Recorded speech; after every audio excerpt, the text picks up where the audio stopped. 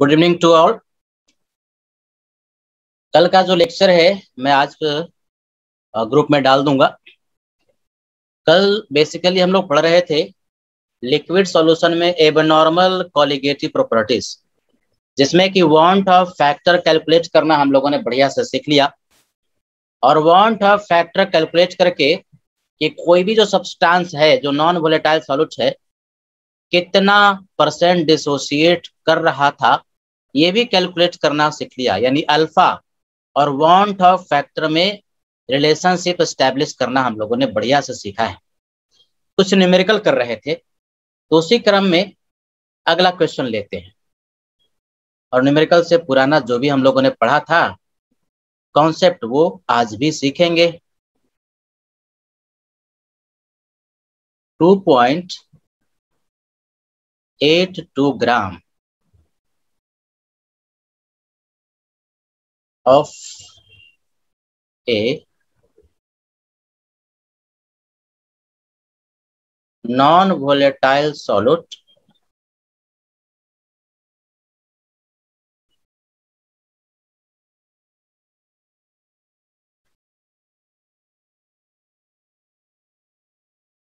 Phenol, मतलब non volatile जो solute है वो दिया है phenol, was dissolved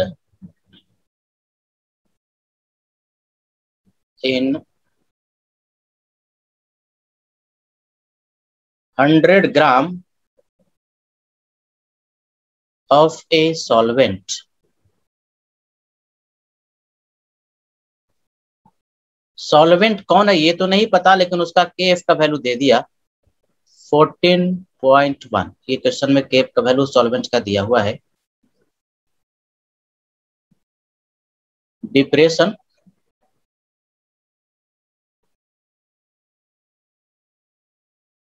in freezing point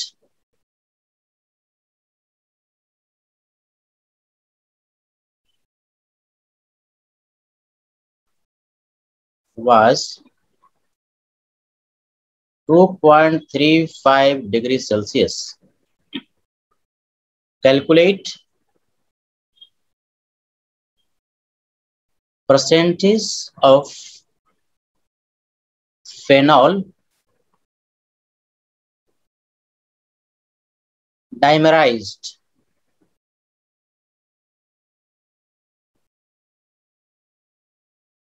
question को पहले बढ़िया से समझना है। एक नॉन वोलेटाइल सॉल्यूट है फेनॉल, जिसका कि मास दे दिया 2.82 ग्राम, मतलब बेसिकली सॉल्यूट का मास दिया हुआ है। तो जो पहले दिया हुआ उसको समराइज कर लेते हैं। सॉल्यूट के मास को W2 से रिप्रेजेंट करते हैं। 2.82 ग्राम है कि नहीं, ये दिया हुआ है 2.82 ग्राम। और क्या दिया, was dissolved in 100 gram of a solvent. Solvent का मास दे दिया 100 ग्राम और उसका केएफ का वैल्यू भी दिया हुआ है। केएफ का वैल्यू दिया हुआ है। फ्रीजिंग पॉइंट में जो डिप्रेशन हुआ इसका मतलब डेल्टा टीएफ का वैल्यू दिया हुआ है 2.35 डिग्री सेल्सियस। क्वेश्चन में पूछता है कि फेनॉल कितना % डाइमराइज किया। तो ये बात तो पक्की हो गई कि ये वाला क्वेश्चन जो है एसोसिएशन डिसोसिएशन वाला है, वांट ऑफ फैक्टर वाला है। अब यहाँ पर बताओ कि जो फेनॉल है वो डाइमराइज कर रहा है तो इसका एसोसिएशन हो रहा होगा कि डिसोसिएशन हो रहा होगा, बताओ सर। Association sir. एसोसिएशन। और डाइमराइजेशन का मतलब दो मॉलिक्यूल एक मॉलिक्यूल में कन्वर्ट हो रहा होता है। जैसे एसिटिक एसिड का करवाया था वैसे ही यहाँ पर फेनॉल का हो रहा है। तो क्या करेंगे, सबसे पहले यहाँ पर want of factor I calculate कर लेंगे। और यदि want of factor I calculate हो गया फॉर्मूले से तो उसके बाद आई और अल्फा में रिलेशनशिप एस्टेब्लिश करने आता है। अल्फा कैलकुलेट हो गया, अल्फा तो 1 मोल में होता है तो 100 मोल के लिए 100 से मल्टीप्लाई करेंगे तो आंसर आ जाएगा। ऐसे सोचते हैं पहले दिमाग में, है कि नहीं। तो डेल्टा टीएफ जरा लिखते हैं बच्चे। डेल्टा टीएफ के लिए फॉर्मूला था, अगर सॉल्यूट नहीं टूटता, नहीं जुड़ता, तो केफ एन मल्टीप्लाइड बाय मोलालिटी, जो कि मास के रिस्पेक्ट में ऐसे लिखते थे W2 divide by M2। M2 क्या? मोलर मास सॉल्यूट का। यहाँ सॉल्यूट क्या है? फेनॉल है, ये फेनॉल है। तो फेनॉल का जो मॉलिक्यूलर वेट होता है ना, फेनॉल सबको पता है ना क्या होता है? C6H5OH। इसका मॉलिक्यूलर वेट कैलकुलेट करोगे, सब कुछ जोड़ोगे एटॉमिक मास को, तो 94 आएगा। यानी फेनॉल का मॉलिक्यूलर वेट 94 आप लोगों ने कैलकुलेट कर लिया। ये जो 94 आया, यही तो मोलर मास सॉल्यूट का है। M का मतलब मोलर मास, 2 का मतलब सॉल्यूट के लिए, तो M2 भी मिल गया। तो ये नंबर ऑफ मोल हो गया सॉल्यूट का, डिवाइड बाई सॉल्वेंट का मास किलो में, तो W1 लिखा तो ग्राम में है, किलो के लिए 1000 से डिवाइड कर देते हैं। तो ये जो फार्मूला था तब था जबकि सॉल्यूट न तो टूटता है न तो जुड़ता है।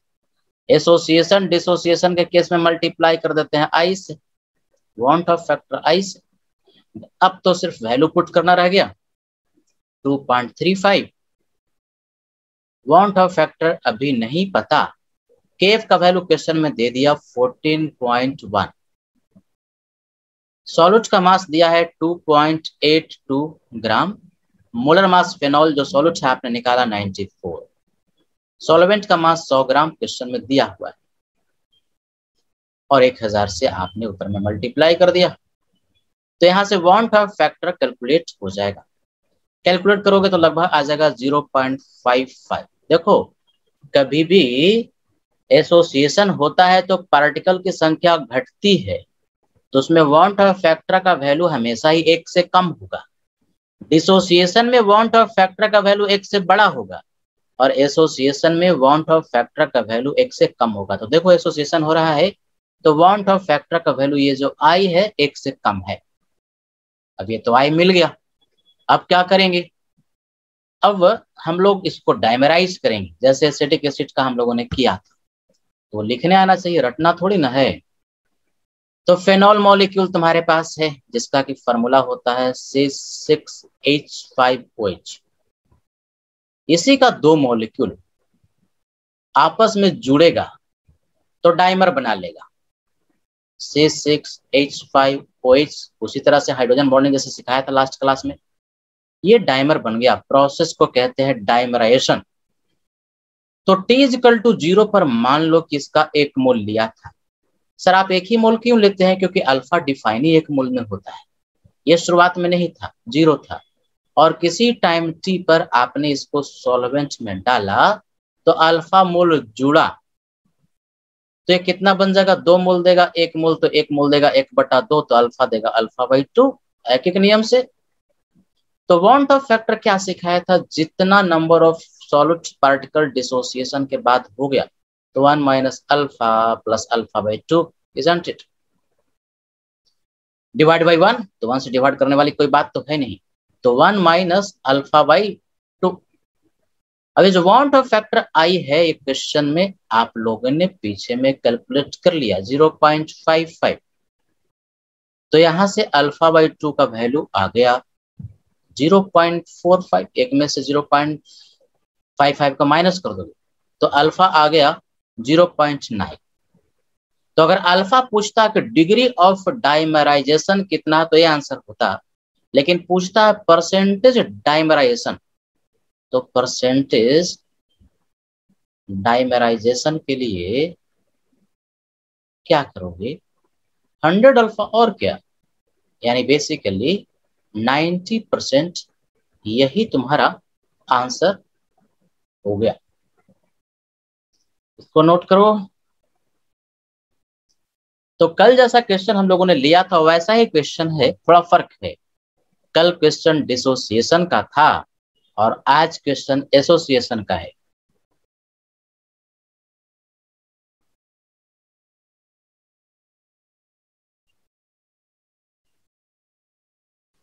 सर कल का प्लीज वीडियो सर भेज दीजिएगा ना, कल हम नहीं सर, नेटवर्क सही नहीं था तो अच्छे से नहीं कर पाए थे। हाँ हाँ भेज देंगे।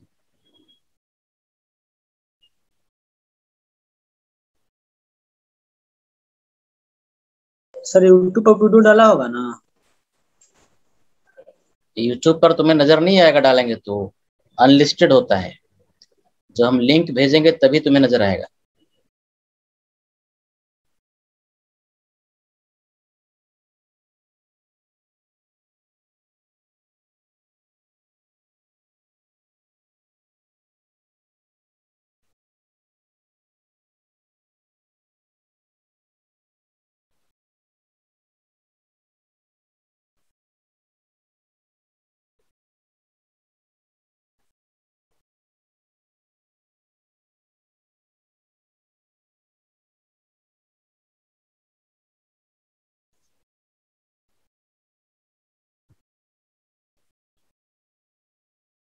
हो गया सर। सबका हो गया, अगले पेज पर जाए। Yes.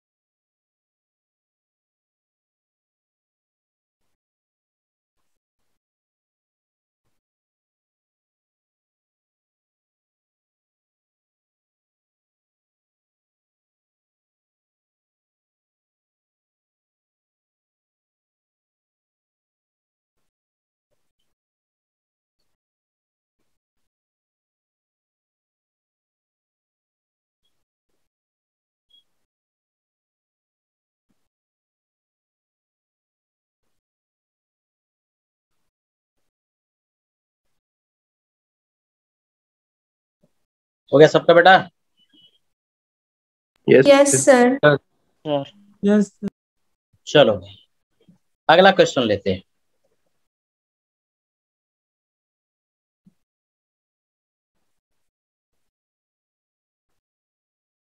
Six 6.84 gram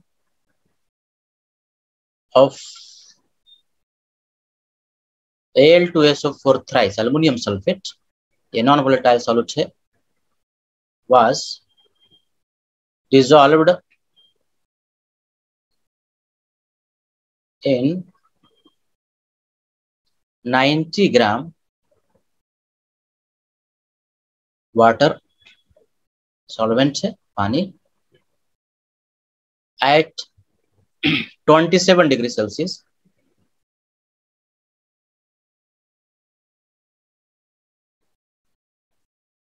vapour pressure of pure water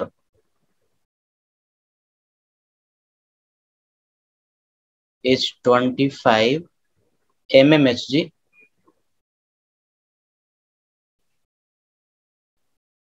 Calculate vapor pressure of solution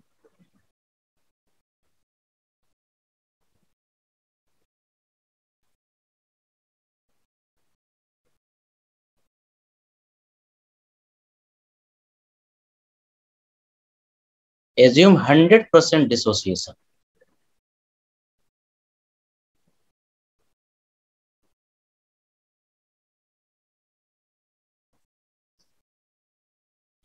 तो देखो एक सॉल्यूट है अल्युमिनियम सल्फेट, आयोनिक कंपाउंड होता है, सबको पता है, ये टूटता है। लास्ट वाला लाइन में 100% डिसोसिएशन लिख दिया। अगर क्वेश्चन में लास्ट वाला लाइन 100% डिसोसिएशन लिखा हुआ नहीं रहता और यदि आयोनिक कंपाउंड है तो भी हम मानते कि 100% डिसोसिएशन हो रहा है। स्पेसिफिक यदि परसेंटेज नहीं लिखा कि कितना परसेंट डिसोसिएट कर रहा है तो उस केस में भी मानेंगे कि 100% डिसोसिएशन हो रहा है। लिख दिया तो कोई कंफ्यूजन ही नहीं है। क्या पूछता है? वेपर प्रेशर पूछता है, जबकि प्योर सॉल्वेंट का वेपर प्रेशर दिया हुआ है। तो जरा देखते हैं भाई कि क्या क्या दिया हुआ है। 6.84 ग्राम अल्युमिनियम सल्फेट का मतलब क्या? सॉल्यूट का मास दे दिया। किससे रिप्रेजेंट करते हो? W से। W2 का मतलब सॉल्यूट का मास। 6.84 ग्राम लिख दिया। वाटर का मास यानी सॉल्वेंट का मास दे दिया, W1 से रिप्रेजेंट करते हैं, 90 ग्राम है। वेपर प्रेशर, प्योर वाटर का मतलब क्या, सॉल्वेंट का वेपर प्रेशर दे दिया, P0 जिसको कहते हैं, 27 डिग्री सेल्सियस पर दे दिया 25 mmHg। क्वेश्चन में क्या पूछता है, पीएस पूछता है कि पीएस का वैल्यू क्या होगा, कौन सा फॉर्मूला लगेगा, ये पहले सोचो। देखो, रिलेटिव लोबरिंग ऑफ वेपर प्रेशर जब पढ़ रहे थे तो दो फार्मूला था, एक फार्मूला था P0 minus PS and divide by नीचे में P0, जो कि मोल फ्रैक्शन ऑफ सॉलिड के बराबर हुआ करता था। लेकिन यहाँ पर वो वाला फॉर्मूला नहीं लगाना, उससे भी होगा लेकिन उसमें कैलकुलेशन ज्यादा होगा। तो कौन सा फार्मूला, दूसरा वाला जो फार्मूला था, P0 minus PS divide by PS, it is equal to N2 upon N1, number of mole solute का बटा नंबर ऑफ मोल सॉल्वेंट का। बताओ इसमें आई से मल्टीप्लाई होगा कि नहीं होगा, सब बोलो। होगा सर। में होगा। होगा ना, क्योंकि डिसोसिएशन हो रहा है, तो N2 में आई से मल्टीप्लाई कर दिया यानी आई टाइम्स हो गया। अब रही बात वांट ऑफ फैक्टर का, तो वांट ऑफ फैक्टर 100% डिसोसिएशन में सिखाया था कि उस कंपाउंड को आप क्या कीजिए कि तोड़ दीजिए, तो जितने आयंस उसके बनेंगे उतना ही उसका वांट ऑफ फैक्टर भी होगा। ये तो करवाया था भाई, बोलो कितना होगा इसका वांट ऑफ फैक्टर, 5 होगा। बोलो सब, दो बच्चा बोल रहा है, बाकी सब 5 है ना, 2 एल्युमिनियम का और 3 सल्फेट आयन, तो 3 और 2 5 आयन बना। तो वांट ऑफ फैक्टर आई का वैल्यू 5 हो गया, I is equal to 5। 100% dissociation में जितने आयंस बनते हैं ना उसको काउंट कर लो, तो 3 और 2 5, यही वांट ऑफ फैक्टर 5 के बराबर आ गया। यहाँ पर बस वैल्यू को पुट कर देना है भाई, है कि नहीं। तो इसको थोड़ा और यहाँ लिख दिया, आई का वैल्यू 5 और N2 का मतलब सॉल्यूट का मोल, तो सॉल्यूट का मोल का मतलब सॉल्यूट का mass divide by molar mass solute का, M2। तो M2 है कौन, molar mass solute, solute aluminium sulphate, सबका एटॉमिक मास जोड़ोगे ना तो 342 आएगा। सबका एटॉमिक मास देता है एल्युमिनियम का 27, सल्फर का 32, ऑक्सीजन का 16, सबको जोड़ोगे तो 342 आएगा मोलर मास सॉल्यूट का। क्या मिला, नंबर ऑफ मोल सॉल्यूट का डिवाइड बाय नंबर ऑफ मोल नीचे में सॉल्वेंट का, सॉल्वेंट का मास 90 ग्राम, सॉल्वेंट है वाटर, तो वाटर का मोलर मास, अभी तो वेरिएबल में लिख रहे हैं तो चलो वेरिएबल में ही लिखते हैं, W1 है ना, यही 90 के बराबर होगा। और इसका मोलर मास सॉल्वेंट का M1 कह दिया जो कि 18 के बराबर होगा। अब यही सारा वैल्यू पुट करो, P0 का वैल्यू दिया है 25, पीएस पूछता है कि वेपर प्रेशर सॉल्यूशन का कितना होगा, डिवाइड बाय पीएस, आई का वैल्यू 5 है, सॉल्यूट का मास 6.84 ग्राम, मोलर मास 342, देखो कैंसिल हो जाएगा 2 से, अगर 100 नीचे कर दोगे तो। मोलर मास सॉल्वेंट जो कि पानी है 18 M1 हो गया और उसका मास 90 ग्राम 90। तो इसको हम लोग सॉल्व कर लेंगे, आसानी से सॉल्व भी हो जाएगा, कोई डिफिकल्ट नहीं है। तो सॉल्व कर लोगे कि डायरेक्ट मैं आंसर लिख दूं, अगर आंसर इसका सॉल्व करोगे तो पीएस का वैल्यू 1250 बटा 51 आ जाएगा, 51, इतना mmHg आ जाएगा। डिफिकल्ट भी नहीं, सब कट फिट जाता, देखो 18 5 90, डेसिमल हटाएगा तो नीचे में 100 आ जाएगा, ये 2 से कैंसिल आउट हो जाएगा, क्रॉस मल्टीप्लाई करोगे तो ये आपका आंसर आ जाएगा। देखो किसी का आ रहा है, सॉल्व करके बताओ।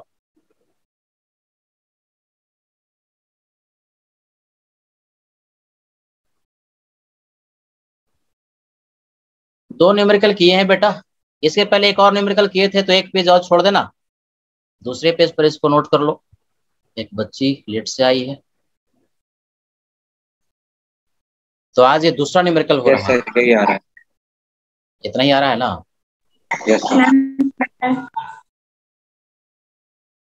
तो आशु तुम एक पेज छोड़ देना, इसके पहले एक क्वेश्चन करवाए।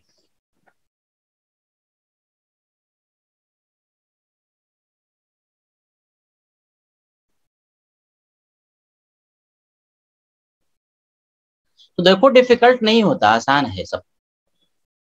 बढ़िया से खाली थ्योरी जो कॉन्सेप्ट है उसको ग्रास्प बढ़िया से कर लो। देखो सिर्फ न्यूमेरिकल पर अटैक करने से नहीं होता है, न्यूमेरिकल सब हो जाता है जबकि आपका कॉन्सेप्ट बढ़िया से क्लियर होता है। तो कॉन्सेप्ट क्लियर करने पर पहले स्ट्रेस दो, ध्यान दो, फिर न्यूमेरिकल हो जाता है ना।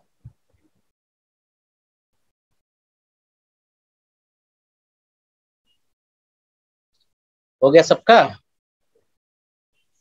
Yes sir. चलो आगे बढ़ते हैं। एक और क्वेश्चन लेते हैं। बहुत तरह का इसमें क्वेश्चन पूछता है, देखोगे कभी कभी आयोनिक इक्विलिब्रियम भी लगा देता है।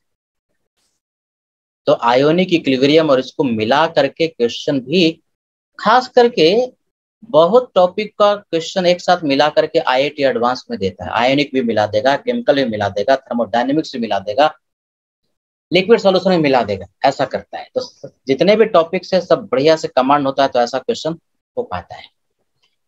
एक क्वेश्चन लेते हैं, N acid HA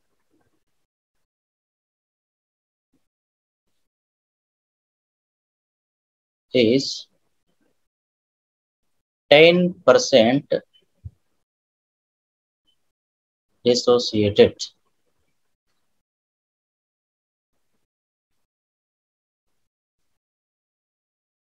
into water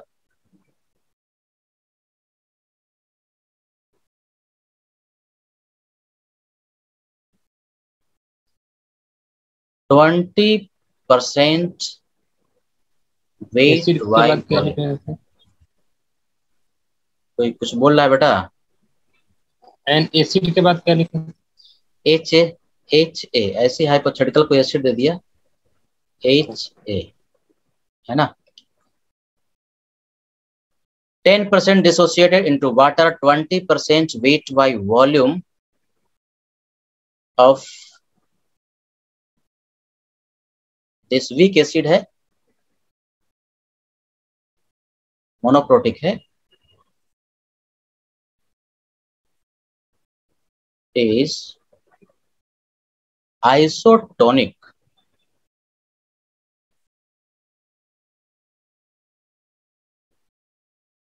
with 10% weight by volume, aqueous solution of glucose, calculate molar mass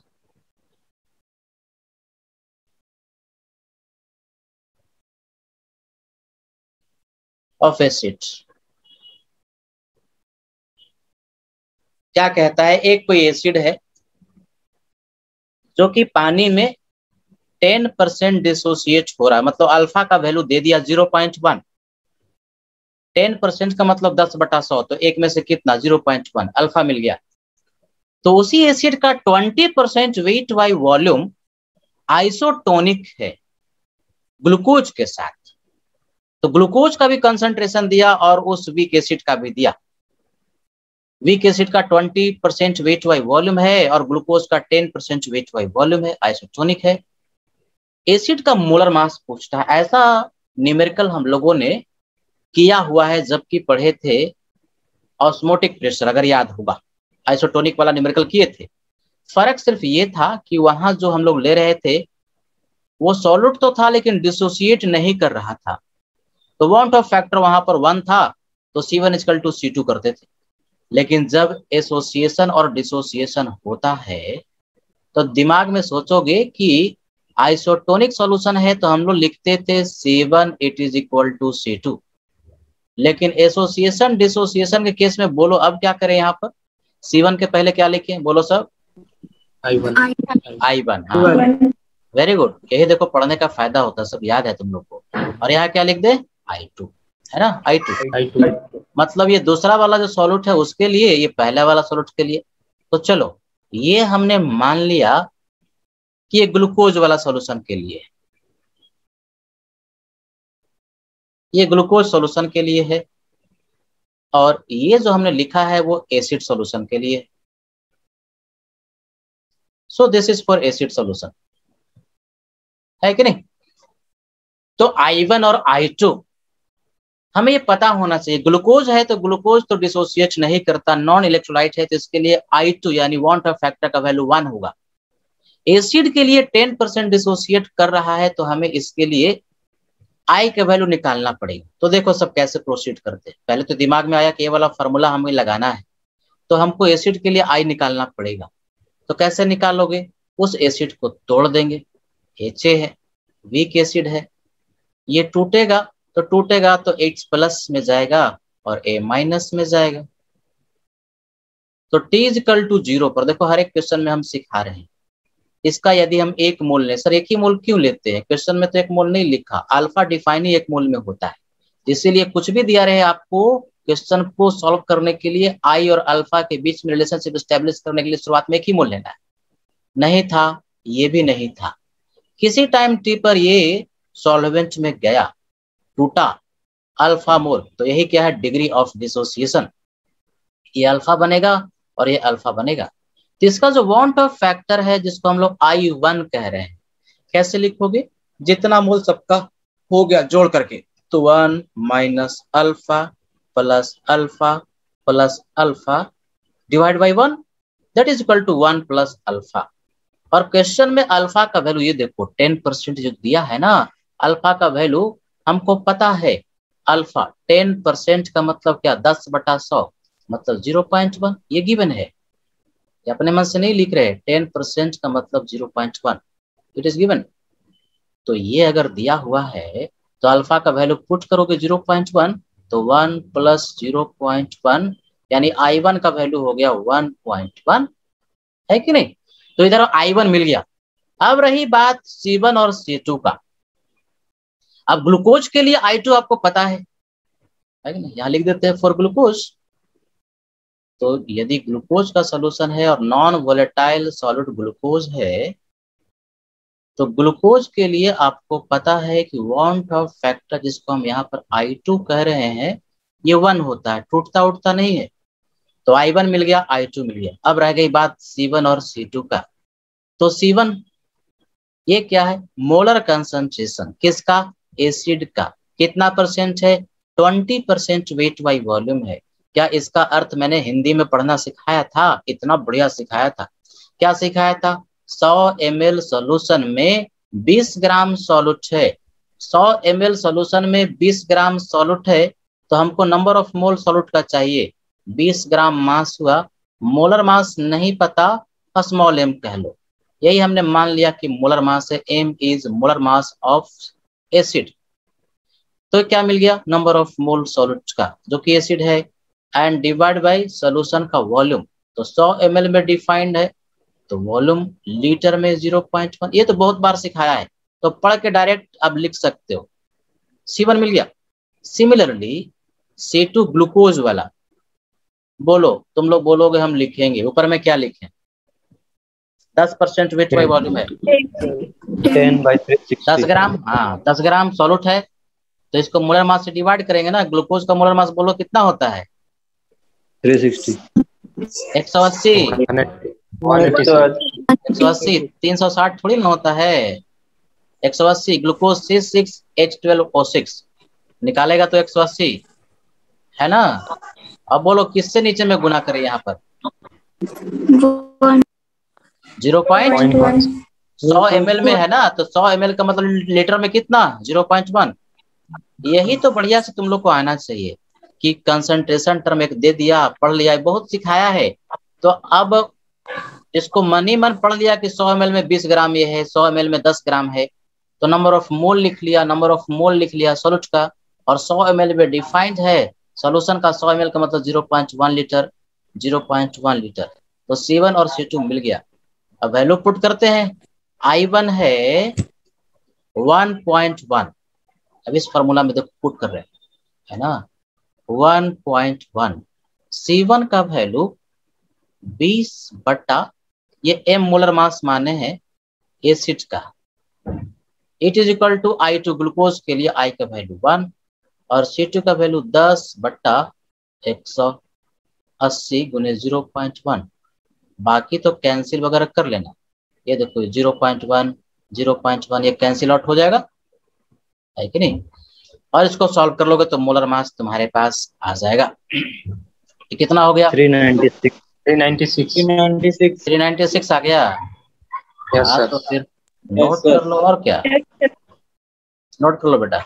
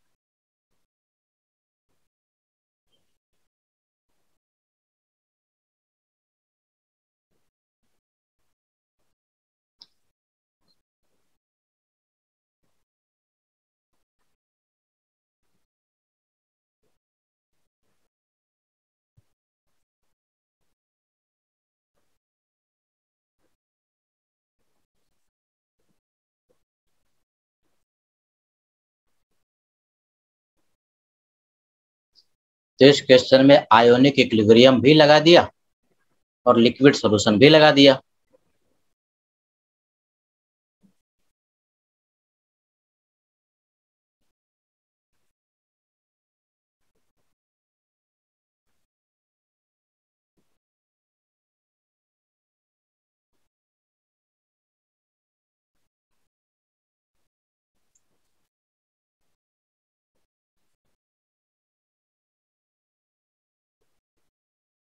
हो गया सर।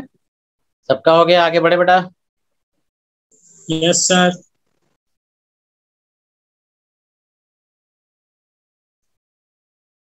देखो एक और क्वेश्चन बड़ा महत्वपूर्ण हम ले रहे हैं, जो कि पूछते रहता है और उसमें थोड़ा दिमाग लगता है।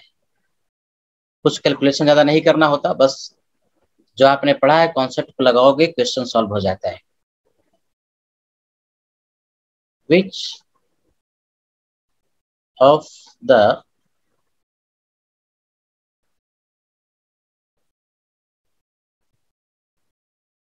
following solution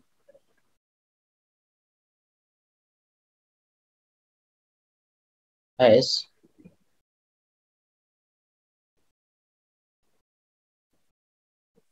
highest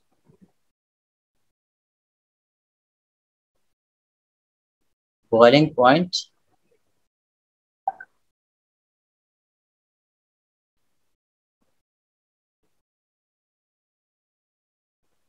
freezing point,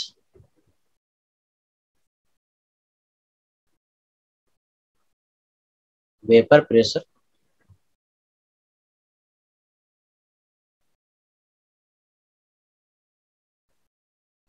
and osmotic pressure। चारों कोलिगेटिव प्रॉपर्टी यहाँ पर पूछ रहा है कि किसका सबसे ज्यादा है। यानी 4 क्वेश्चन है बेटा, इसमें एक क्वेश्चन नहीं बल्कि हम 4 क्वेश्चन ले रहे हैं।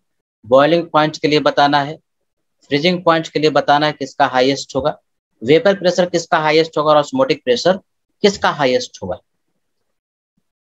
तो 4 क्वेश्चन है, आपसे कोई एक ही पूछेगा, या तो बॉइलिंग पॉइंट या तो फ्रीजिंग पॉइंट, और ऑप्शन दिया हुआ रहेगा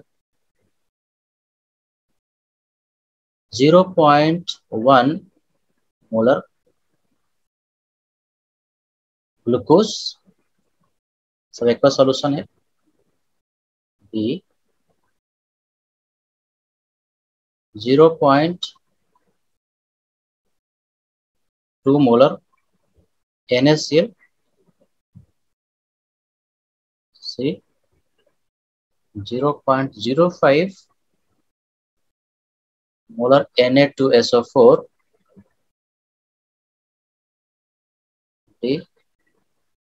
0.06 molar Al2SO4 thrice aluminium sulphate. ऐसा क्वेश्चन बहुत पूछता है, कभी कभी सब में मोलारिटी सेम होता है। तो देखो यहाँ पर हमने मोलारिटी सेम नहीं रखा बल्कि मोलारिटी डिफरेंट रखा है, तो थोड़ा सा डिफिकल्ट हो जाता है। मोलारिटी अगर सेम है तो उसमें खाली वांट ऑफ फैक्टर देखना होता है, लेकिन अगर मोलारिटी डिफरेंट है तो वांट ऑफ फैक्टर भी और कंसंट्रेशन दोनों को ही हमें देखना होता है। तो ऐसा क्वेश्चन हम कैसे सॉल्व करें? क्या करोगे, पहले पहचानोगे कि कौन सा मॉलिक्यूल आयोनिक है और कौन सा आयोनिक नहीं है। बताओ कौन सा नहीं टूटेगा चारों में से? Glucose sir. Glucose sir. और बाकी सब तो बी वाला, सी वाला, D, NaCl, Na2SO4, aluminium sulphate सब टूटेगा, लेकिन कितना टूटेगा ये नहीं दिया। क्या मानोगे? NaCl, Na2SO4, aluminium sulphate 100% by default क्या मानेंगे? 100% बाय डिफॉल्ट 100% मानेंगे। हाँ बहुत बढ़िया, यही चीज हम सिखा रहे हैं। करोगे क्या ऐसे क्वेश्चन में कि सबके लिए ग्लूकोज हो गया, NaCl हो गया, Na2SO4 हो गया और अल्युमिनियम सल्फेट हो गया, सब में कॉन्सेंट्रेशन तो दिया ही हुआ है, लेकिन कॉन्सेंट्रेशन बताता है नंबर ऑफ पार्टिकल्स को, कितने 1 लीटर में नंबर ऑफ मोल है ये बताता है। लेकिन कुछ टूटने वाला है, कुछ टूटने वाला नहीं है, तो जो टूटेगा वो I टाइम्स होगा। यानी बेसिकली हमें सिर्फ कॉन्सेंट्रेशन से मतलब नहीं बल्कि I मल्टीप्लाइड बाई C से मतलब, ये हमें कैलकुलेट करना है। I मल्टीप्लाइड बाई C, ये कैलकुलेट करना पड़ेगा, ये कैलकुलेट करेंगे। और I मल्टीप्लाइड बाई C का वैल्यू जिसका ज्यादा होगा, इसका मतलब ये हुआ कि 1 लीटर सॉल्यूशन में उसका पार्टिकल की संख्या उतनी ज्यादा होगी, और जिसमें पार्टिकल की संख्या ज्यादा होगी उसमें कॉलिगेटिव प्रॉपर्टी उतना ज्यादा होगा। तो चलो सबसे पहले I गुने C करते हैं। बताओ सब, ग्लूकोज का I का वैल्यू कितना होता है? 1। तो इसके लिए I गुने C का वैल्यू 1 एंड मल्टीप्लाइड बाई 0.1, अर्थात ये हो गया 0.1। NaCl के लिए I का वैल्यू कितना लें बोलो? 2। सब बोलेगा बच्चा, 2 लेंगे ना, 100% टूटेगा तो 2 होगा, और कंसंट्रेशन है 0.2, तो 2 दूना 4, 0.4। इसी तरह से Na2SO4 का I का वैल्यू क्या ले? 2 ले कि 3 ले कि 1 ले, क्या ले? सोच के बोले। 2 सोडियम का है ना, 2 सोडियम का 3 सर, 3 लेंगे और 1 सल्फेट का, तो 3 multiplied by 0.05, isn't it?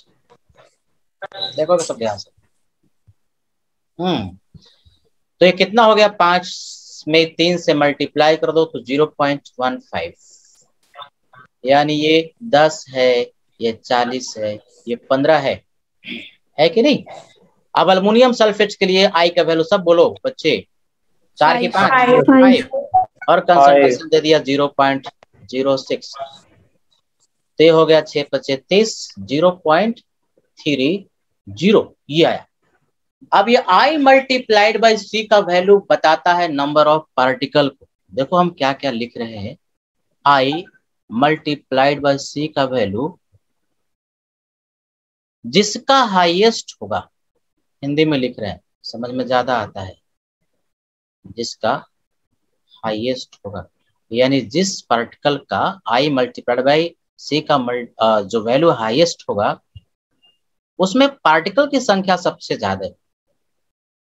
Number of mole non volatile solute की संख्या उसमें उतनी ज्यादा होगी, और जिसमें पार्टिकल ज्यादा होगा उसका कॉलिगेटिव प्रॉपर्टी भी उतना ज्यादा शो करेगा। कॉलिगेटिव प्रॉपर्टी उतना ज्यादा शो करेगा, उतना ज्यादा शो करेगा। इसका मतलब क्या हुआ ये पहले हम लोग को समझना है। इसका मतलब ये हुआ कि अगर बढ़ने वाला है तो ज्यादा बढ़ेगा, घटने वाला है तो ज्यादा घटेगा। बढ़ने वाला है तो ज्यादा बढ़ेगा और घटने वाला है तो ज्यादा घटेगा। चलो अब हम तुमसे पूछते हैं, बताओ कौन कौन बढ़ता है? बॉइलिंग पॉइंट बढ़ता है, फ्रीजिंग पॉइंट बढ़ता है, वेपर प्रेशर बढ़ता है, ऑस्मोटिक प्रेशर बढ़ता है, कौन कौन बढ़ता है बताओ सब। बॉइलिंग पॉइंट,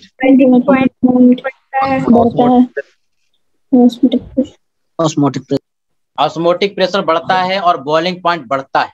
एलिवेशन का मतलब बढ़ना और ऑस्मोटिक प्रेशर क्रिएट होना, इसका मतलब जितना पार्टिकल की संख्या ज्यादा होगी ऑस्मोटिक प्रेशर उतना ज्यादा होगा। ये बात तो सबको याद है।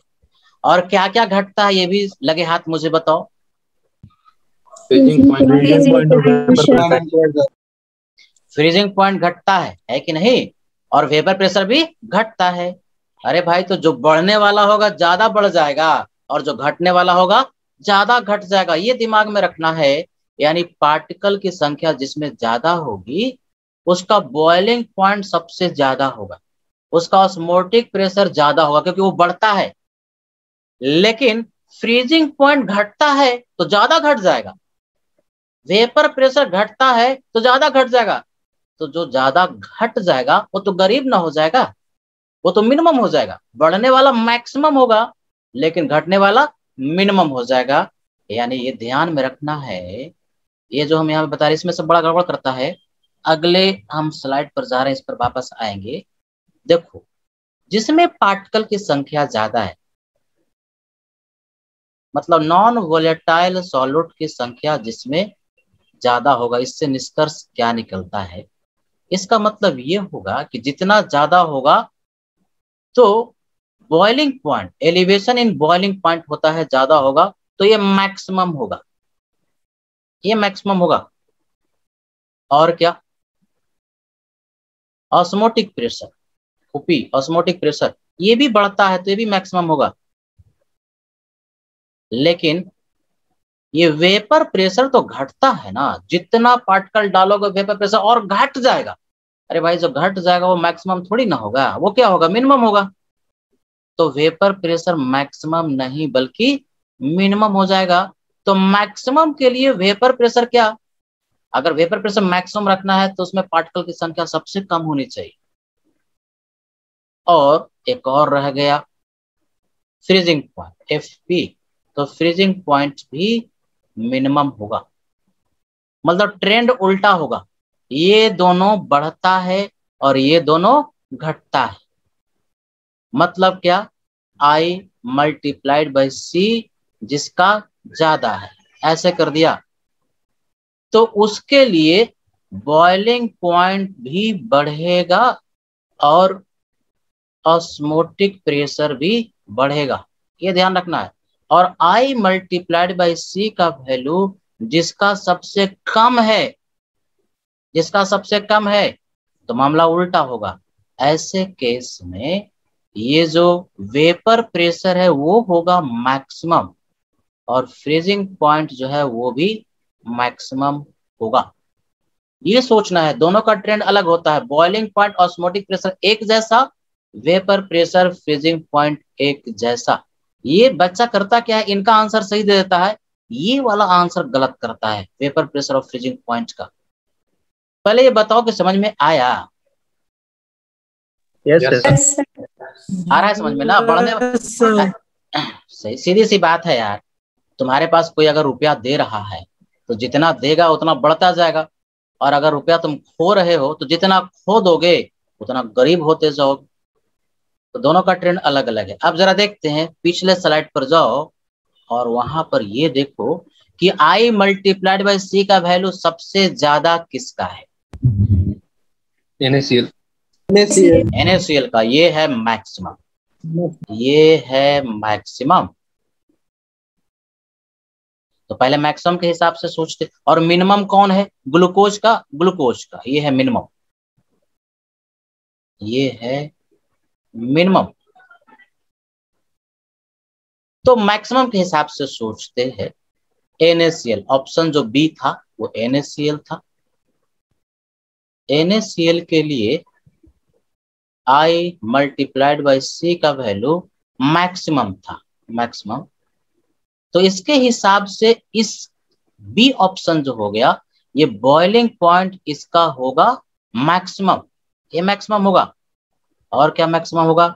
इसी का ऑस्मोटिक प्रेशर भी मैक्सिमम होगा, है ना? इंटरेस्टिंग, ये मैक्सिमम होगा। यानी तुमसे अगर बॉइलिंग पॉइंट पूछता कि मैक्सिमम किसका है या ऑस्मोटिक प्रेशर पूछता कि मैक्सिमम किसका है, तो आंसर होता ऑप्शन बी, है कि नहीं। लेकिन ए वाला ऑप्शन का जो कि ग्लूकोज वाला सॉल्यूशन है, सबके रिस्पेक्ट में आई मल्टीप्लाइड बाई सी का जो वैल्यू है वो मिनिमम है। तो जिसमें आई मल्टीप्लाइड बाई सी का वैल्यू मिनिमम है उसका बॉइलिंग पॉइंट भी मिनिमम होगा, ऑस्मोटिक प्रेशर भी मिनिमम होगा। अगर मिनिमम बॉइलिंग पॉइंट पूछता तो यही आंसर होता, लेकिन पूछ रहा है मैक्सिमम, कौन सा, फ्रीजिंग पॉइंट। तो इसका जिसका कि आई गुने सी का वैल्यू मिनिमम है उसके लिए फ्रीजिंग पॉइंट होगा, उल्टा सोच लेना, ये हो जाएगा मैक्सिमम। यानी फ्रीजिंग पॉइंट मैक्सिमम के लिए हमको आई गुने सी मिनिमम होना चाहिए, और वेपर प्रेशर दोनों का ट्रेंड घटने का है, ये भी मैक्सिमम हो जाएगा। तो दो के लिए ये आंसर होता इन दोनों के लिए, और बॉइलिंग पॉइंट और ऑस्मोटिक प्रेशर के लिए ये ऑप्शन बी होता। नोट कर लो।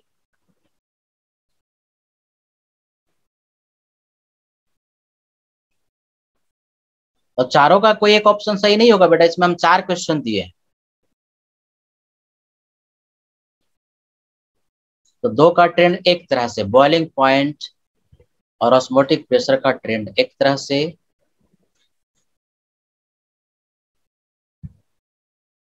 और फ्रीजिंग पॉइंट और वेपर प्रेशर का ट्रेंड एक तरह से।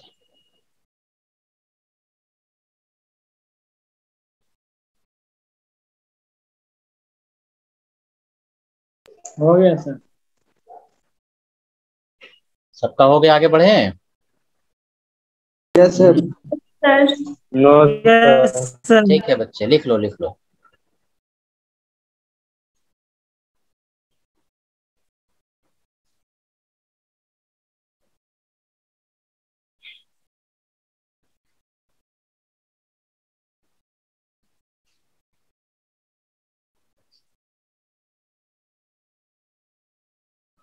हो गया।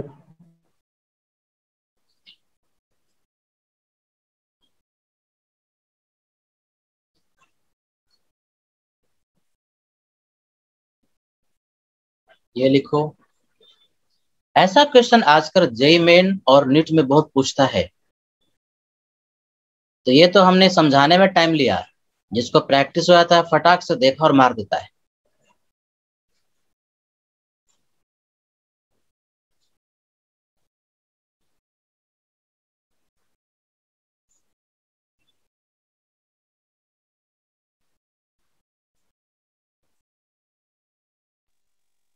हो गया सर।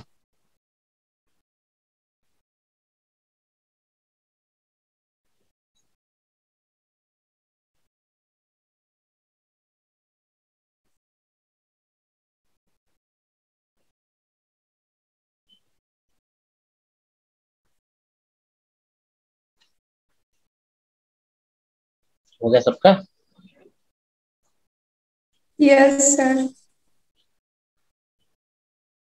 तो अभी तक हम लोगों ने पढ़ लिया रॉल्ड्स लॉ, उसके बाद फिर कॉलिगेटिव प्रॉपर्टी हम लोगों ने पढ़ लिया। कॉलिगेटिव प्रॉपर्टी में 4 प्रॉपर्टी हम लोगों ने पढ़ लिया, और उसके बाद फिर वांट और फैक्टर पढ़ लिया। इनसे न्यूमेरिकल काफी पूछता है।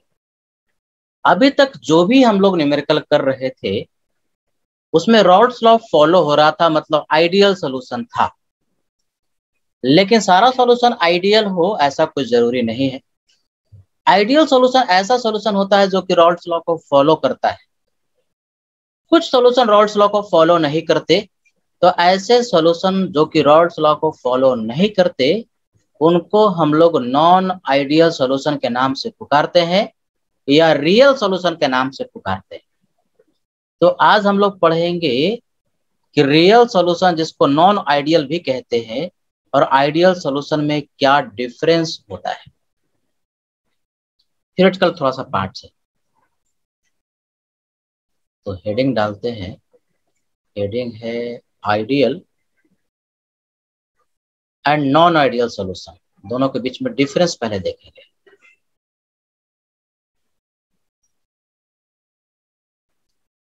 एक टेबल से समझेंगे। टेबल से कंपेयर करना ना बड़ा आसान होता है।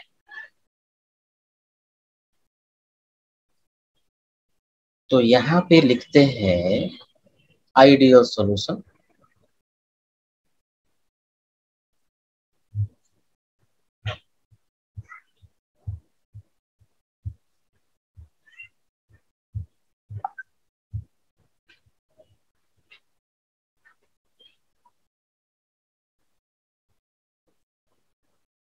और यहाँ लिखते हैं नॉन आइडियल सॉल्यूशन।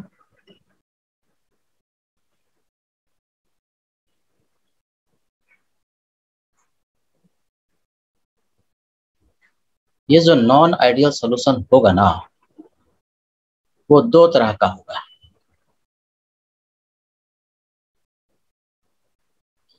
साथ में ऐसा डायग्राम बनाते जाओगे। पहले एक बार देख लो कि डायग्राम हम बना कैसे रहे।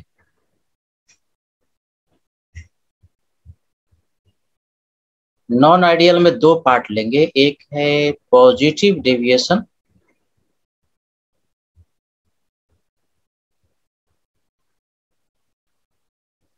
और दूसरा है नेगेटिव डेविएशन।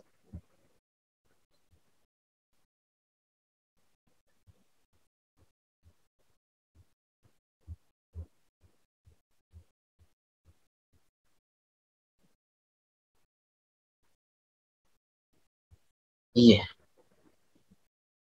इस तरह से टेबल बनाओगे, थोड़ी देर में बना लेना, पहले समझोगे।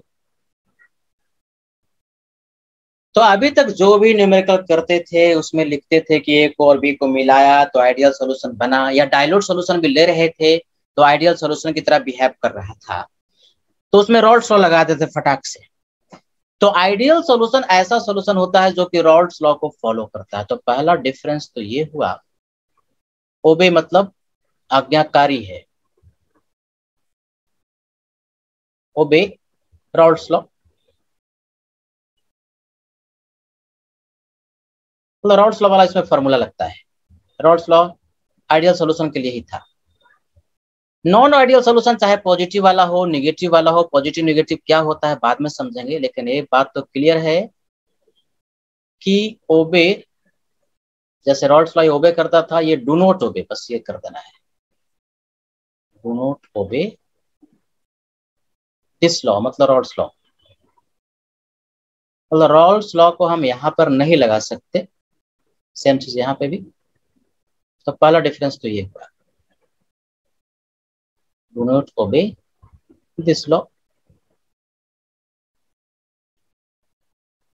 एक बात और, नॉन आइडियल सॉल्यूशन को हम लोग रियल सॉल्यूशन भी कहते हैं, मतलब वास्तविक सॉल्यूशन। जो भी दुनिया में पाया जाता है ना, वही रियल है, वही वास्तविक है, और आइडियल 100% नहीं होता, इसलिए उसको रियल भी कहते हैं, नॉन आइडियल भी कहते हैं।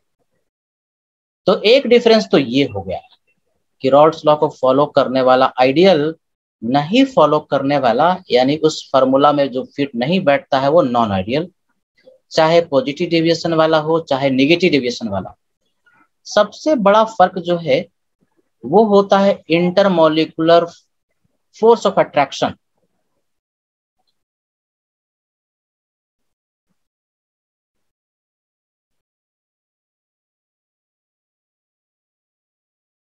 इंटरमॉलिक्यूलर अट्रैक्शन शॉर्ट फॉर्म में लिख रहे हैं, बेसिकली फोर्स ऑफ अट्रैक्शन।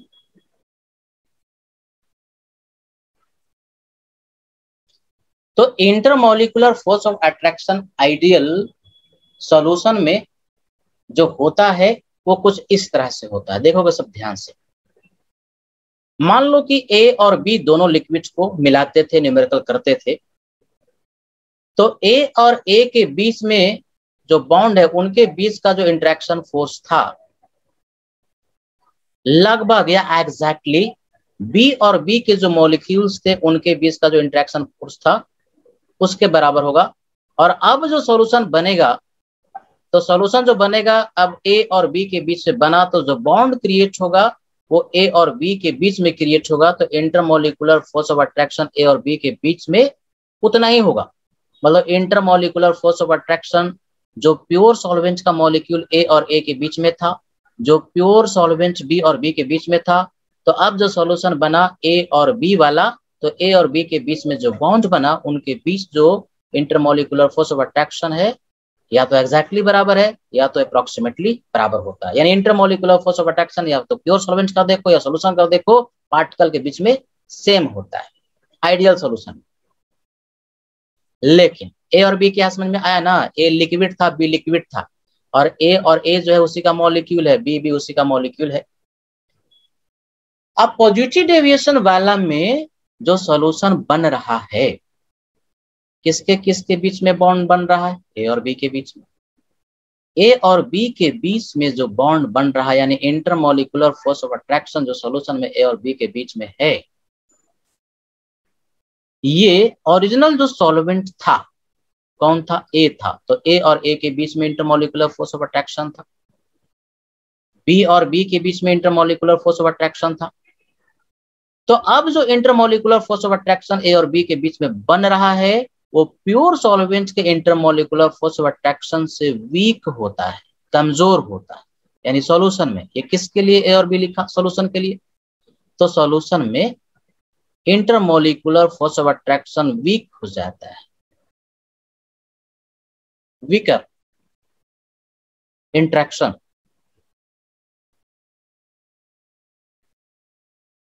कहां पर, इन सॉल्यूशन, यानी सॉल्यूशन में जाने पर intermolecular force of attraction weak हो जाता है पॉजिटिव डेविएशन वाला। निगेटिव डेविएशन वाला में अब जो हमारे पास सॉल्यूशन बना जिसमें कि बॉन्ड बनेगा ए और बी मॉलिक्यूल के बीच में, उल्टा स्ट्रांग हो जाता है। ए और बी के बीच में जो अब इंटरमोलिकुलर फोर्स ऑफ अट्रैक्शन होगा वो स्ट्रांग होता है किससे, प्योर सॉल्वेंट ए और ए के बीच में जो फोर्स ऑफ अट्रैक्शन था प्योर सॉल्वेंट बी और बी के बीच में। बाद में ये मत पूछना कि ए और बी क्या है, शुरुआत से न्यूमेरिकल लेते रहे थे ना कि ए लिक्विड और बी लिक्विड दोनों को मिलाया तो वही ए लिक्विड और बी लिक्विड है, उसी के मॉलिक्यूल हम ले रहे हैं। तो यहां पर देखो अब जो intermolecular force of attraction greater लिखा ना, यानी बेसिकली बॉन्ड स्ट्रेंथ है, बॉन्ड स्ट्रेंथ।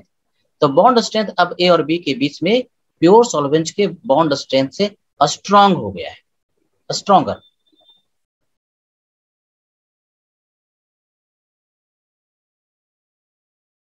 इंट्रैक्शन या बॉन्ड स्ट्रेंथ ऐसे भी कर सकते हो। इंट्रैक्शन का मतलब क्या, जितना बॉन्ड स्ट्रांग होगा उतना इंटरमोलिकुलर जो अट्रैक्शन होगा ज्यादा होगा, तो स्ट्रॉन्गर बॉन्ड स्ट्रेंथ।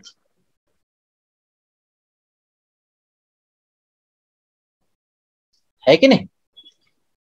तो दूसरा डिफरेंस तो ये है। अब इसी को जो इंटरमोलिकुलर फोर्स ऑफ अट्रैक्शन है इसके आधार पर एनालिसिस करेंगे और फिर कुछ और डिफरेंस हम लोग सोचेंगे। पहले तो ये कि चेंज इन वॉल्यूम सॉल्यूशन का होगा कि नहीं होगा, डेल्टा वी किसका, अब जो सॉल्यूशन बनेगा उसका, ऐसे लिखते हैं। तो देखो पहले सुनोगे ध्यान से, इंटरमोलिकुलर फोर्स ऑफ अट्रैक्शन यदि सेम है तो बॉन्ड लेंथ भी अप्रोक्सीमेटली सेम होता है। यानी पार्टिकल के बीच का जो डिस्टेंस होगा ए और ए के बीच में, बी और बी के बीच में, और अब जो सॉल्यूशन बना ए और बी के बीच में जो लेंथ होगा बॉन्ड का, यानी पार्टिकल के बीच का जो डिस्टेंस होगा वो अप्रोक्सीमेटली सेम होगा। तो जो डिस्टेंस ए पार्टिकल के बीच में था, जो बी और बी प्योर सॉल्वेंट के बीच में था, सॉल्यूशन बनने के बाद भी intermolecular force of attraction same होने की वजह से पार्टिकल के बीच का डिस्टेंस सेम रहा। पार्टिकल का बीच का डिस्टेंस अगर सेम रहेगा तो इसका अर्थ ये भी हुआ कि वॉल्यूम चेंज नहीं करेगा। वॉल्यूम कैसे चेंज करता है, या तो पार्टिकल के डिस्टेंस जो वो कम हो जाए या तो ज्यादा हो जाए, सेम ही रह गया पार्टिकल के बीच का डिस्टेंस, इसीलिए डेल्टा वी सॉल्यूशन का 0 होगा। इसका अर्थ क्या, ध्यान सुनो, इसका अर्थ ये हुआ कि अगर 5 लीटर ए का लिया और 5 लीटर बी का लिया, दोनों को मिला दिया, तो दोनों को मिलाने पर अब जो सॉल्यूशन है ना 10 लीटर बनेगा। कहाँ गया इसका वीडियो, देखो हम क्या करें। क्या ये रहे Rahul, अम्बेक, Satya Prakash and many more, कि अगर हमने 5 लीटर ए कोई सॉल्वेंट था उसका लिया, एक और प्योर सॉल्वेंट बी था उसका लिया, तो दोनों को मिला करके 5 और 5 10 लीटर लिए थे। इनिशियल वॉल्यूम 10 लीटर था, दोनों को मिला दिया, तो दोनों को मिलाएंगे तो अब सॉल्यूशन जो फाइनल बनेगा उसका वॉल्यूम 10 लीटर एग्जैक्टली होगा, ना तो कम होगा ना तो ज्यादा। तो फाइनल वॉल्यूम भी 10 लीटर, इनिशियल वॉल्यूम भी 10 लीटर, तो चेंज इन वॉल्यूम 0 के बराबर होता है। अब यहाँ से उसी आधार पर सोच करके बताओगे, हम जो पूछते हैं मुझे बताना। अच्छा ये बताओ कि इंटरमोलिकुलर फोर्स ऑफ अट्रैक्शन यहाँ पर सॉल्यूशन में वीक हो गया कि स्ट्रांग हो गया? बोलो सर। वीक हो गया। तो इंटरमोलिकुलर, हाँ ठीक है, वेरी गुड। तो intermolecular force of attraction weak होगा बच्चे, तो उस केस में पार्टिकल का बीच का डिस्टेंस बढ़ेगा कि घटेगा? बढ़ेगा। बढ़ेगा। कमजोर होगा, जोर से नहीं पकड़ेगा, सोच के बताएगा, बढ़ेगा ना। अरे तुमको अगर तू जोर से पकड़े है तो पास आएगा, और ढीला छोड़ देगा तो भागेगा दूर दूर ना। तो इंटरमोलिकुलर फोर्स ऑफ अट्रैक्शन अगर वीक होता है तो पार्टिकल को दूर जाने की टेंडेंसी ज्यादा होगी, दूर जाने की टेंडेंसी ज्यादा होगी तो फैलेगा, फैलेगा तो बॉन्ड लेंथ ज्यादा होगा, पार्टिकल के बीच का डिस्टेंस ज्यादा होगा, तो पार्टिकल के बीच का डिस्टेंस ज्यादा होगा तो वॉल्यूम क्या होगा? बढ़ेगा। तो डेल्टा वी मिक्सिंग या डेल्टा वी सोल्यूशन, सोल्यूशन लिख रहे हैं, कभी कभी मिक्सिंग में लिखता है यानी मिक्स करने के बाद, अब सॉल्यूशन लिख रहे हैं तो हर जगह सॉल्यूशन ही लिखते हैं। यानी डेल्टा भी सॉल्यूशन का मिक्स करने के बाद बड़ा होगा, किससे? 0 से, यानी पॉजिटिव। इसका अर्थ ये हुआ कि यदि 5 लीटर लिक्विड ए का लिया, 5 लीटर लिक्विड बी का लिया, तो अब जो सॉल्यूशन बनेगा 10 लीटर नहीं बल्कि 10 लीटर से थोड़ा सा ज्यादा होगा। इसका अर्थ ये है। तो देखो नाम ही है पॉजिटिव डेविएशन, पॉजिटिव का मतलब delta V solution greater than 0। अब इसी तरह से यहां पर सोच करके बताओ कि इंटरमोलिकुलर फोर्स ऑफ अट्रैक्शन अब जो है नेगेटिव डेविएशन वाला में ए और बी के बीच में यानी सॉल्यूशन में अब स्ट्रांग हो गया है। स्ट्रांग हो गया तो पार्टिकल दूर दूर जाएगा कि करीब करीब आएगा? क्या होगा? करीब आएगा। पार्टिकल एक दूसरे के नियर होगा, बॉन्ड जो लेंथ है वो घट जाएगा, स्ट्रांगली एक दूसरे को पकड़ेगा। जितना स्ट्रांगली एक दूसरे को हेल्ड करेगा, होल्ड करेगा, पकड़ेगा, उतना करीबी होगी, करीब जाएगा। इसका मतलब है कि पार्टिकल के बीच का डिस्टेंस घटेगा। पार्टिकल के बीच का डिस्टेंस घटेगा ना, तो डेल्टा भी सॉल्यूशन का लेसर देन 0 होगा, है कि नहीं? तो निगेटिव डेविएशन का मतलब ये होता है। एक चीज तो ये डेल्टा भी सॉल्यूशन आइडियल सॉल्यूशन में 0 याद कर लेना, बहुत पूछता है। पॉजिटिव वाला के लिए पॉजिटिव और नेगेटिव वाला के लिए नेगेटिव, याद भी रखना मुश्किल नहीं, आसान है। एक होता है एंथैल्पी का चेंज। अब एंथैल्पी का चेंज तुम लोग पढ़े नहीं हो, थर्मोडायनेमिक्स में हम तुम लोग को पढ़ाएंगे। हीट का चेंज समझो। हीट का चेंज जानते हो ना, कोई भी बॉन्ड बनता है तो हीट रिलीज होता है। इतना तो इनऑर्गेनिक में केमिकल बॉन्डिंग में पढ़े होगे। और जब बॉन्ड तोड़ते हो तो हीट देना पड़ता है। तो बॉन्ड तोड़ते हैं तो हीट देना पड़ता है। तो बॉन्ड यदि हम तोड़ेंगे तो हीट देना पड़ता है, तो उसके लिए डेल्टा एच पॉजिटिव होता है। हीट आप देते हैं तो पॉजिटिव, और कहीं से हीट निकलता है तो उसको नेगेटिव देते हैं। फिजिक्स में भी पढ़ते हो, साइन कन्वेंशन। तो डेल्टा एच बेसिकली एंथैल्पी का चेंज होता है। तुम हीट का ही चेंज मानो, हीट का चेंज एंथैल्पी का चेंज यहाँ पर सेम ही है। तो डेल्टा एच यहाँ पर क्या होगा, जरा यहाँ से सोच करके बताओगे। ऐसे सोच के याद रखोगे ना, सब याद रहेगा। अगला पेज पर इसको हम लिखते हैं, बताओगे। देखो बच्चे, हमारे पास 3 तरह का बॉन्ड है।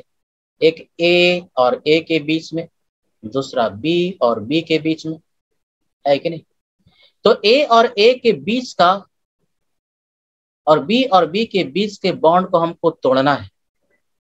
तो ए और बी के बीच का बॉन्ड हमारे पास बनेगा, लेकिन कितना बॉन्ड बनेगा? 2 बॉन्ड बनेगा।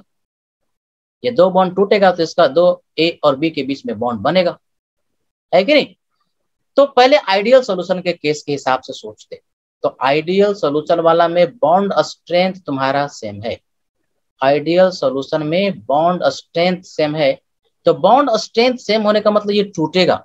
तो तोड़ने के लिए मान लो, ऐसे मान लिया 10 किलो जूल हीट देना पड़ा, तो हीट देते हैं तो पॉजिटिव। और ये भी बॉन्ड स्ट्रेंथ सेम है। तो बॉन्ड स्ट्रेंथ सेम होने का मतलब एक बॉन्ड को तोड़ने के लिए उतना ही एनर्जी लगेगी। मान लो कि 10 किलो जूल यहाँ पर भी लगा। और जब बॉन्ड बनता है तो हीट रिलीज होता है। हीट रिलीज होने का मतलब निगेटिव। तो एक बॉन्ड बनेगा और एकदम एक ही जैसा बॉन्ड है, तो जितना तोड़ने में हीट देना पड़ा उतना ही बनने में हीट रिलीज होगा। रिलीज होता है तो निगेटिव। तो एक बॉन्ड यदि बनेगा तो कितना हीट रिलीज होगा? आइडियल सॉल्यूशन के हिसाब से बोलो कितना रिलीज होगा एक बॉन्ड में? 10 किलो जूल। 10 किलो जूल, 10 ही किलो जूल, क्योंकि बॉन्ड स्ट्रेंथ सेम है और निगेटिव लेते हैं, रिलीज होता है तो निगेटिव, लेकिन 2 बॉन्ड बन रहा है तो 10 दूना 20 minus 20 kilo joule heat release होगा। तो इस केस में डेल्टा एच का वैल्यू मतलब जितना आपका हीट का चेंज हुआ तो जितना हीट दिए उतना ही रिलीज हो गया, तो चेंज कितना हो गया? 0। एंथैल्पी का चेंज यानी कि हीट का चेंज, ये एंथैल्पी का चेंज इसको कहते हैं, change in enthalpy, change in enthalpy. Thermodynamics thermochemistry में सब खूब इस्तेमाल होता है, पढ़ाएंगे तुम लोग को। तो ये जो एंथैल्पी है इसको अभी हीट ही समझोगे, हीट का चेंज, और केमिकल बॉन्डिंग में तो ये सब थोड़ा बहुत तो पढ़े ही हो गया। तो ये किसके लिए हो गया बच्चे? ये हो गया तुम्हारा आइडियल सॉल्यूशन के लिए।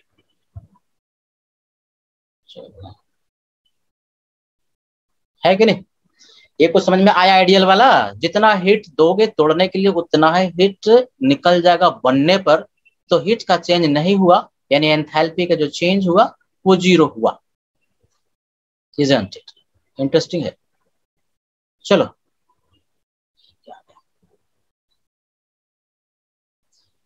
अब नॉन आइडियल पॉजिटिव डेविएशन वाला देखते हैं। पहले समझ लोगे, एक बार समझ में आ जाता है ना तो फिर रटने की जरूरत नहीं पड़ती, फटाक से कितना ही याद हम लोग समझेंगे। पॉजिटिव डेविएशन वाला, हमारे पास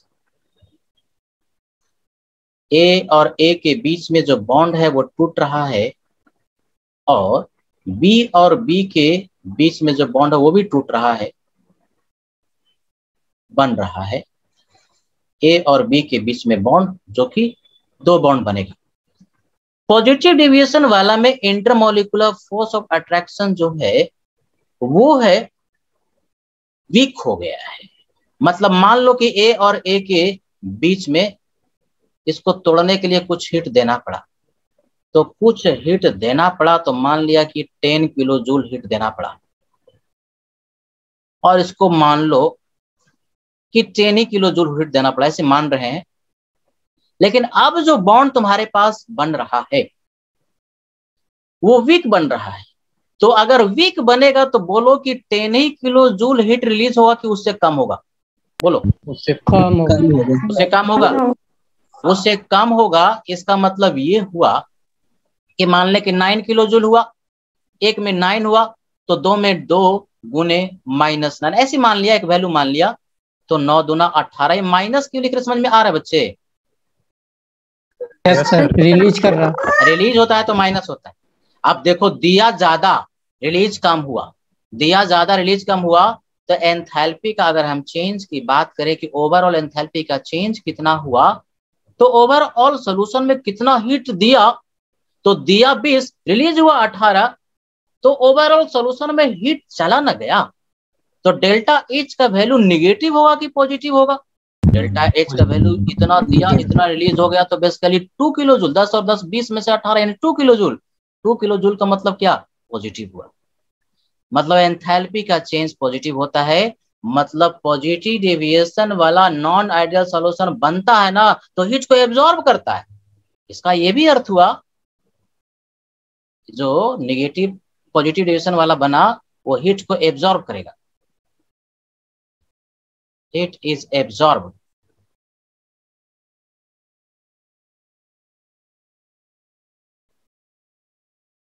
मतलब सोख लिया गया, एब्जॉर्ब, है ना? इंटरेस्टिंग। तो ऐसे अगर एनालाइज करके याद रखोगे ना तो बड़ी जल्दी सब याद रहता है। फटाफट तीसरा वाला आप ही लोग को बताना है, अगले पेज पर करते हैं। निगेटिव डेविएशन वाला, इसमें ज्यादा हम टाइम नहीं लेंगे। नेगेटिव डेविएशन वाला नॉन आइडियल सॉल्यूशन है। ए और ए के बीच में बॉन्ड था, बी और बी के बीच में था।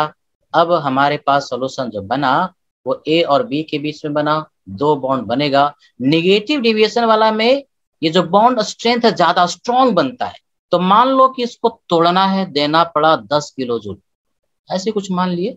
इसको भी तोड़ने के लिए 10 किलो जूल देना पड़ा। अब लेकिन स्ट्रॉन्ग बना, तो स्ट्रॉन्ग बनेगा तो रिलीज होगा, माइनस होगा। 10 से ज्यादा रिलीज होगा कि कम होगा? बोलो। एक बॉन्ड के हिसाब ज्यादा सर। से ज्यादा होगा ना। मान लिया कि 12 किलो जूल हुआ, माइनस 12 किलो जूल एक बॉन्ड के हिसाब से, तो 2 बॉन्ड है तो 12 दूना 24, ऐसे कुछ मान लिए, रट मत लेना 12, तो -24 किलो जूल हीट रिलीज हुआ।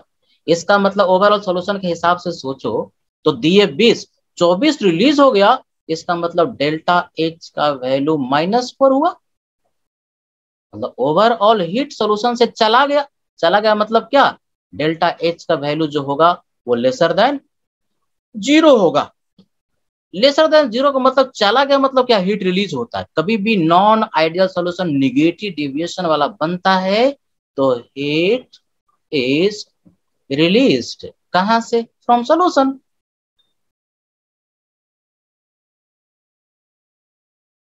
ये याद रखना है। अब इसी को हम लोग टेबुलेट करते हैं फटाक से। कहाँ थे भाई, कहाँ थे, यहाँ थे। डेल्टा एच का वैल्यू इस केस में 0, पॉजिटिव वाला में अभी हम लोग प्रूफ किए कि पॉजिटिव होगा, और निगेटिव वाला में हम लोगों ने अभी अभी प्रूफ किया कि डेल्टा एच का जो वैल्यू होगा सॉल्यूशन जो बनेगा उसके लिए निगेटिव। यानी पॉजिटिव वाला के लिए दोनों पॉजिटिव, निगेटिव वाला के लिए दोनों निगेटिव, और आइडियल के लिए दोनों 0। नोट कर लो।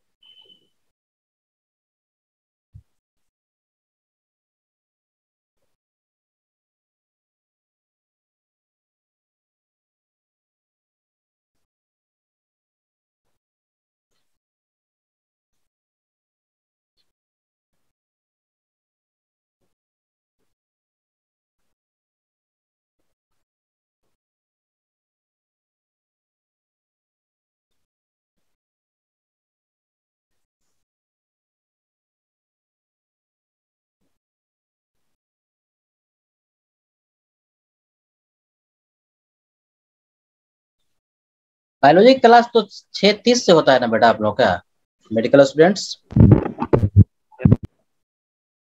Yes sir. 6:15 में सर लिखे हुए बीके पंडित सर, 6:15 तक तो हमारा ही चलता होगा। Yes sir. हो गया सर। आगे पेज पर जाएं। लिख लिया सब? Yes sir. चलो या पहुंच गए।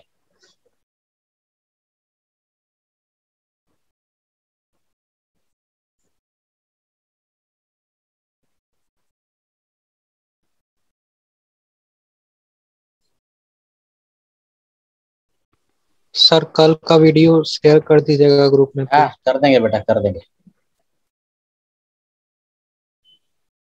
आज भी कुछ बच्चा गायब है, देखो आज तो बड़ी कम आया है, सब लगता है घर चला गया है, कुछ संडे मना करके आएगा। सर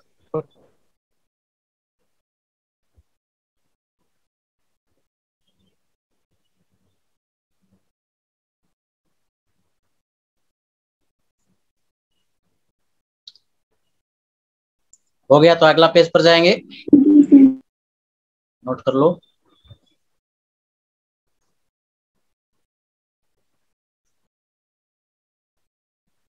हो गया सर।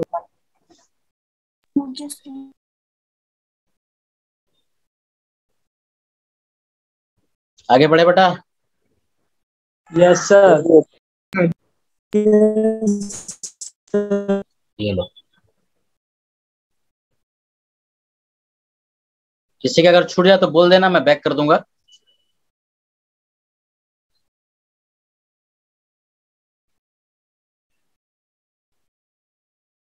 एक बार बैक पे।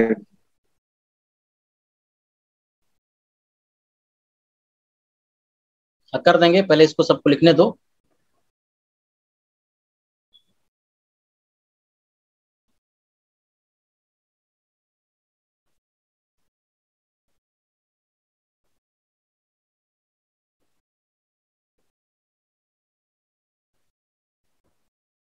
असाइनमेंट जो है मैं व्हाट्सएप ग्रुप पर क्या क्या करना है वो अभी मैं लिख दूंगा, उसको आप करेंगे।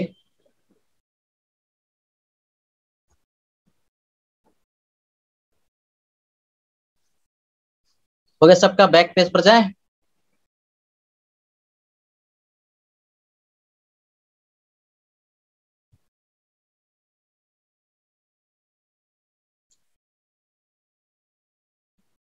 Yes sir.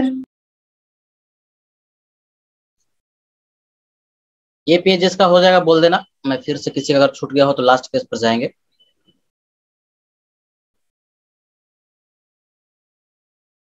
हो गया सर। हो गया तो ये लास्ट पेज था, किसी का अगर रह गया होगा तो बोल देना, नहीं तो अभी आज की सेवा समाप्त करते हैं।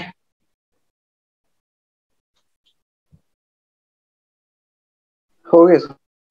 हो गया सर। सबका हो गया बेटा, क्लोज करें। Yes sir. Yes sir. क्यों? Thank you sir.